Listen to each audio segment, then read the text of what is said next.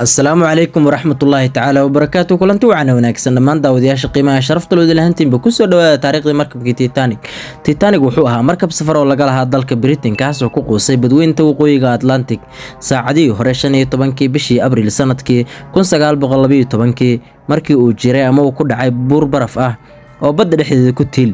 Titanic oo xilligaas u guday jiray safarkiisii Southampton iyo New York. Titanic oo markii hore ka soo furtay dekedda ama marsada Liverpool ee wadanka Britain. Quusida markabka Titanic waxaa ku naf waayay 1503 qof sidii la sheegay oo isugu jiray shaqaalihii iyo rakaabkii markabka, kaas oo kamid ah musiibooyinkii ugu darnaa ee taariikhda casriga ah ka dhacay badda dusheeda. Inkastoo taariikhdaasi ay been tiri markii dad magangelyo doon ah ku qaraqmeen badda Mediterranean-ka ee u dhaxaysa Liibiya iyo Talyaaniga, taariikhdaasi oo looma ooyaan noqotay cid sheegtaana la waayay. Markabku wuxuu barafka ku dhacay kolkii ay saacadu ahayd 11:40 14 Abriil sanadkii 1912. muddo 2 saac iyo 40 daqiiqo ah waxaa markabka ku socday burbur xooggan waxaana si xooli ah u soo galayay biyihii badda. saacadu markii ahayd 12 ama 1 habeenimo qiyaastii markabka Titanic badda ayaa liqday gebi ahaanba, waana sababta taariikhda loogu xuso inuu Titanic quusay sanadkii 1912 oo hadda laga joogo 111 sano. markabka Titanic waxaa lagu naanaysi jiray The Millionaire's Special oo laga wado markabka milyaneerada u qaaska ah, The Wonder Ship markabka cajiibka ah, The Ship of Dream markabka riyada, iyo Unsinkable Ship oo laga wado markabka aan quusin. Titanic waxaa kabtan ka ahaa Adam Smith oo uu markabku la qalibmay.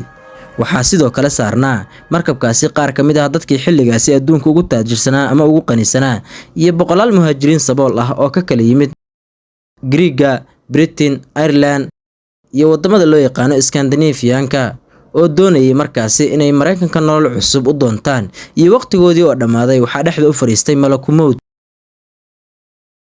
Titanic waxaa lagu dhisay lacag dhan 7,500,000 oo dollar, haddii had maantana loo dhigana noqonaysa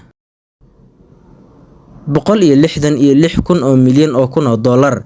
Titanic waxaa laga sameeyay filimkaasi oo daawashadiisu dunida aad u saameeyay, wuxuuna ku guuleystay waxay ugu yeeraan 11 Oscar. shirkadda Oceanic Navigation ee loo yaqaan White Star oo ka dhisnay dalka Ingiriiska ayaa lahayd mulkiyadda markabka Titanic oo jirtay intii u dhaxaysay sanadkii 1845 ilaa iyo sanadkii 1934, balse waxaa dhisay markabka Titanic shirkad loo yaqaano Harland Wolff, iyadoo lagu dhisay markabka Titanic caasimadda koonfurta Ireland ee magaalada Belfast.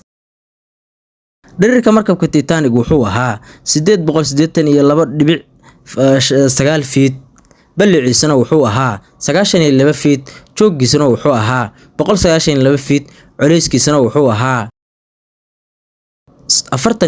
46,328 tan.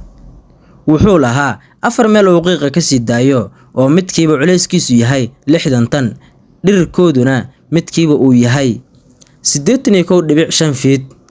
markabka Titanic waxaa dhisay shaqaale tiradoodu ay ahayd 3,000 oo qof, kuwaas oo usbuucii shaqayn jiray 6 maalin. si kastaba ha ahaatee waxay ku soo gabangabeeyeen 26 usbuuc oo kaliya dhismaha markabka Titanic gebi ahaanba, taasoo ahayd mid aad u dhib badan isla markaana halis ku ahayd shaqaalaha markabka. waxay usbuucii mushaar ahaan u qaadan jireen 20 pound, mana ahayn lacag noloshooda kaafisa. intii ay socotay shaqada dhismaha markabka Titanic waxaa ku geeriyooday 8 qof halka 246 qof ay ku dhaawacmeen. Titanic gebi ahaanba wuxuu shaqeeyay 5 maalin oo kaliya.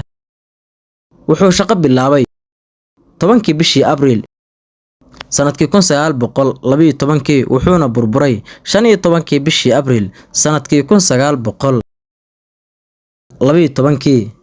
ugu dambeyntii Melvin Dean waxay ahayd qofkii ugu da'yareed dadkii saarnaa markabka Titanic, iyadoo markaasi dhalneed 9 usbuuc.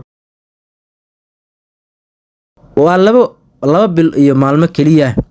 waxay geeriyootay sanadkii 2009 iyadoo jirtay 92 sano. Melvin Dean ayaa waxay noqotay qofkii ugu dambeeyay ee ka geeriyooday dadkii ka badbaaday markabka Titanic. halkaasi ayuu maanta inooga eg yahay barnaamijkii aan uga hadlaynay taariikhda markabka Titanic. Fadlan haddii aad nagu cusub tahay YouTube-keena soo booqo oo subscribe saar, share gareey si ay asxaab kale inoogu soo biiraan.